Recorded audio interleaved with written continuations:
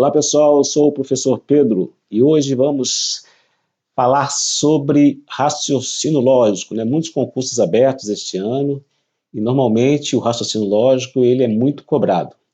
Vamos falar sobre a lógica das proposições, né? Para resolver essa questão aqui, você tem que ter uma ideia do que é uma proposição e os seus valores verdades. Com relação a esse assunto, se você não está habituado, vou deixar aqui na descrição um link onde nós colocamos uma aula sobre isso, tá bom? Então vamos lá.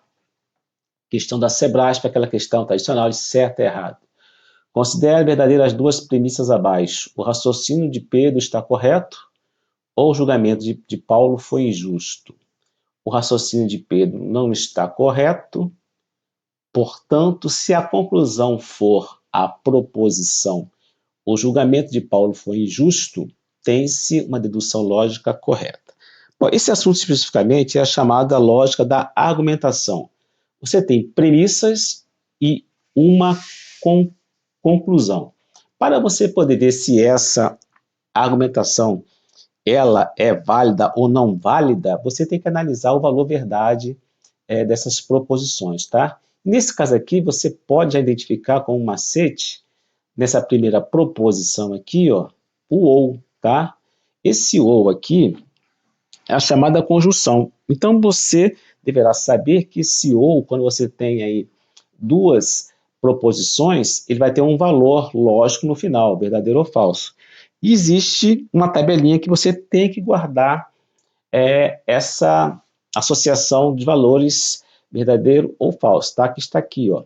Então, você tem sempre a primeira proposição, valor de verdade, verdade, depois falso, falso, a segunda proposição, verdadeiro e falso, e aqui a operação. Esse símbolo aqui representa a conjunção, tá? Uma união, né? P, união Q, podemos dizer assim. Então, quando ele diz que essa primeira premissa aqui é verdadeira, ela vai ser verdadeira nos seguintes casos.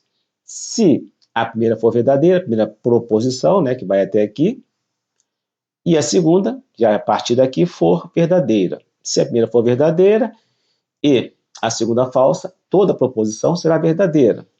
E se a primeira for falsa e a segunda verdadeira, toda a proposição será verdadeira, tá? O único caso aqui em que você vai ter no final uma proposição falsa é quando ambas as proposições são falsas, tá? As proposições aqui são falsas. Então, no conjunto, vai ser falso. Vamos ver então aqui a outra premissa para a gente poder ver onde se encaixa aqui a validade da primeira proposição. Ó, ele disse aqui, ó, o raciocínio de Pedro está correto ou o julgamento de Paulo foi injusto. O raciocínio de Pedro não está correto. Ele disse aqui é verdadeira essa premissa, tá? Não está correto. Então você pode imaginar aqui já que aqui é falso, tá?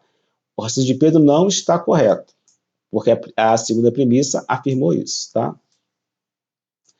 E aí ele coloca aqui, ó, na conclusão do argumento. Portanto, se a conclusão for proposição, o julgamento de Paulo foi injusto, tem-se uma dedução lógica correta. Vamos ver. Então, nessa situação, vamos considerar que o julgamento de Paulo foi injusto, segundo aqui a conclusão do argumento. Ora, se você tem a primeira falsa, né, e a segunda verdadeira, então você tem a proposição verdadeira, tá? E aqui também é verdadeira, segundo foi colocado. Então, portanto, se a conclusão for proposição, o julgamento de Paulo foi injusto, tem-se que a dedução lógica está correta. Está correto isso aqui, né?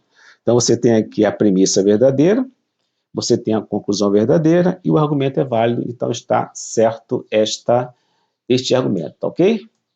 Então, é fundamental que você guarde